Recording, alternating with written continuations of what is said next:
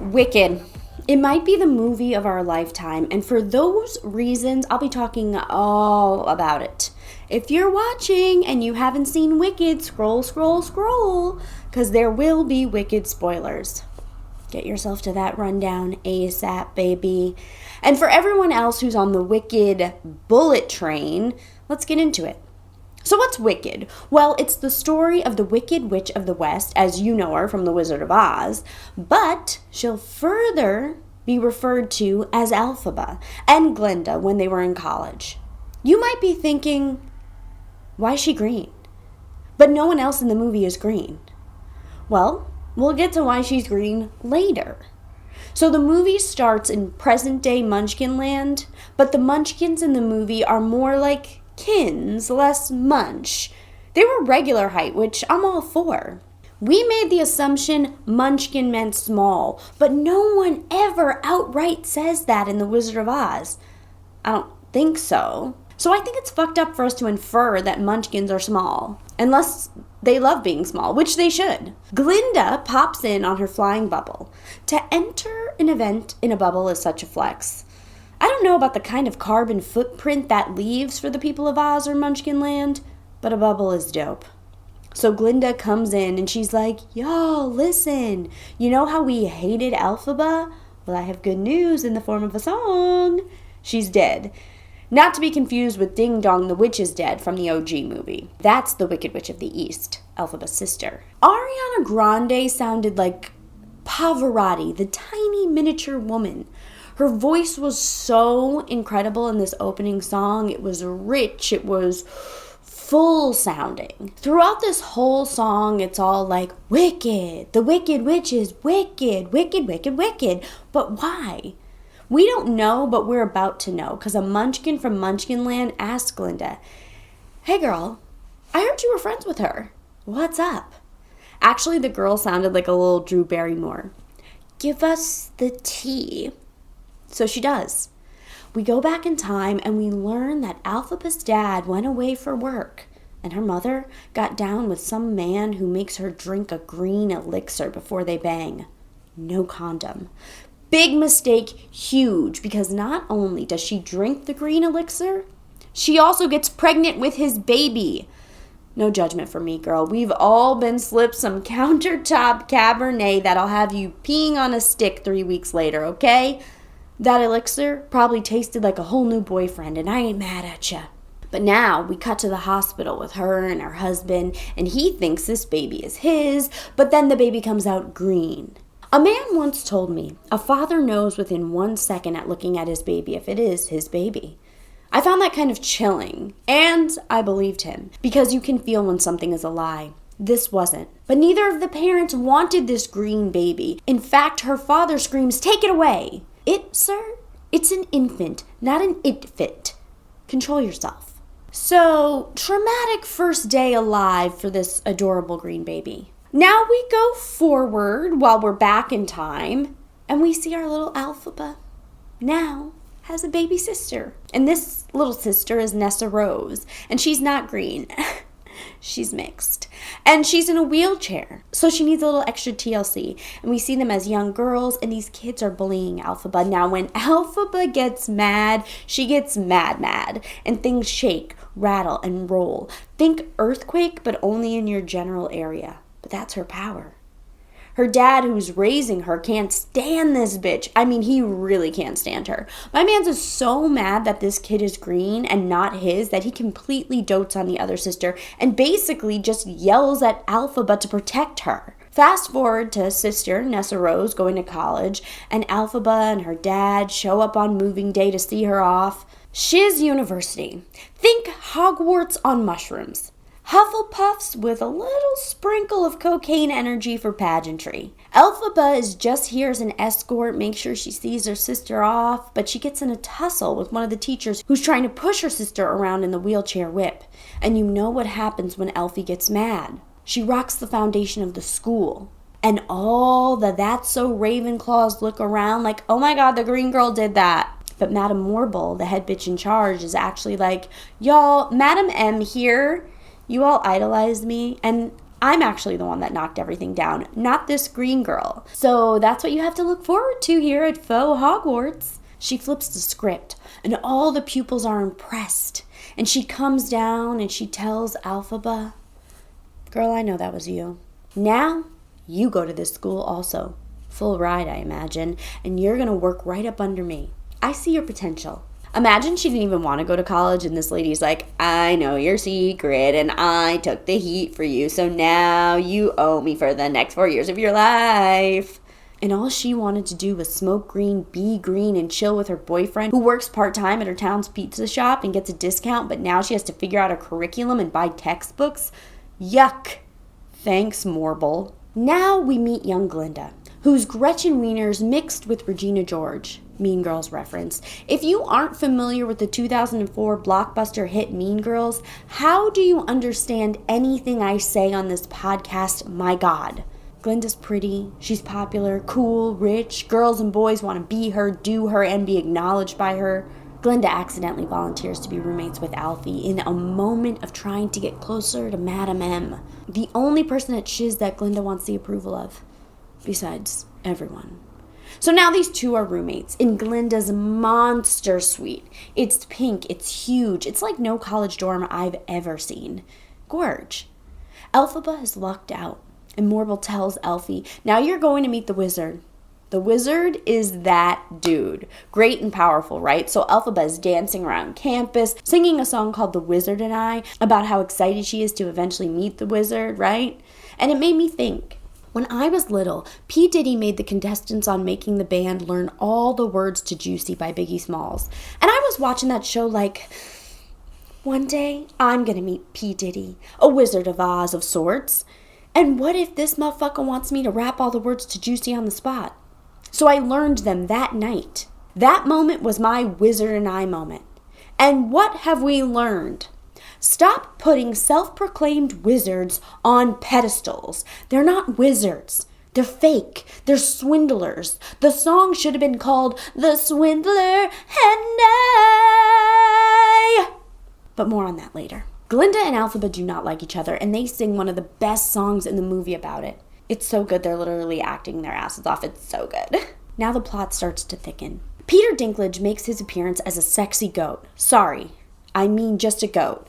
I mean a goat. Peter Dinklage comes in as a goat, he plays a goat, and to me, the goat is not hot. But he does have a strong sense of self, and it seems like he'd be kind to his lady, whether she was goat or not. And for the time being, he has tenure. He lays it down that they're coming for the animals. Oz is coming for the animals in human roles, talking animals, teaching animals, caged animals. Animals are having their rights stripped away. It's been said that Wicked is mirroring what's currently happening to American women, minority groups, immigrants, trans folks. And yes, it is. Same, but different, but still same. Speaking of hot goats, enter Fiyero. What you need to know about him is he's kind of the shit. He comes in fluid, sexy, dancing on people's lunch and shit. I mean, he comes in hot. And he sings a song about literally nothing mattering and we're all gonna be dust anyway. And while he is doing this and getting everyone's attention, he manipulates the whole student body to go to a club in the ocean later at night. And they all say yes. Why? Because people are sheep and will literally follow gorgeous men into the ocean. I've been there, gang. I would have went to the club too. I'd go to the club right now. Glinda's in love. Fiyero is love bombing. They're both manipulative hotties. Of course they deserve each other. And my man's Fiyero has a wandering eye. And who do you think he's looking at? Yes, our girl Elfie. We see you, player. You ain't slick. And through a series of happenings, beautiful happenings at the Ozdust Ballrooms, aka the club, Glinda and Elphaba become friends. I guess it really is true. At the club, we are all fam. Glinda teaches her how to be popular. On Wednesday, we wear pink vibes. Keep up, keep up, keep up. I'm just gonna keep it real. After she becomes friends with the popular girl, it's low-key downhill, well, up broom from there. Animals in major trouble. Wizard appears. Wizard is weird. Jeff Goldblum is perfect, but the wizard is, let's just say, not an ally. The movie has the most climactic ending you could ever imagine, and it was only part 1. There's a whole part 2. This movie really did its thing. And if you chose to rock with me and hear the spoilers, then believe me, there is so much more to this movie. And in life, you really have to decide.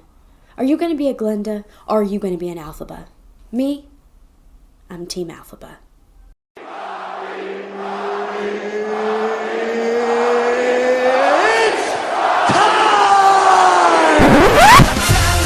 Time for Duh. Rocket!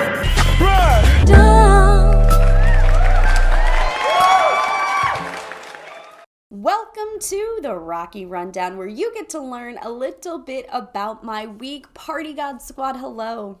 Did you have a good week? I sure hope so. Are you tired? Tired from all the stuffing? Did you eat a bunch of stuffing, you little stuffing muffin? No, I hope you did. Enjoy yourself. It's the holidays. Eat the stuffing. Just make sure that stuffing wasn't inside your butterball turkey. Forget eating the dogs. They're fucking the fowls. I want you to imagine real quick a woman banging a living turkey at a turkey farm, and 4 of her girlfriends at the turkey farm are also banging the turkeys. Number 1, that would never happen. 5 women would never try to gang bang birds. Birds. That's not really our thing. But we're imagining that did happen. Then the story gets out. Everyone in America finds out. Do you know that would be on every news outlet, every TikTok, every podcast, every headline? Women are banging your holiday turkeys. We'd get dragged.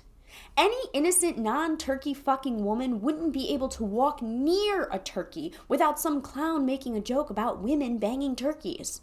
We'd never hear the end of it, and would be rightfully shamed till forever. Yet somehow men bang innocent turkeys and we let them roam free amongst us.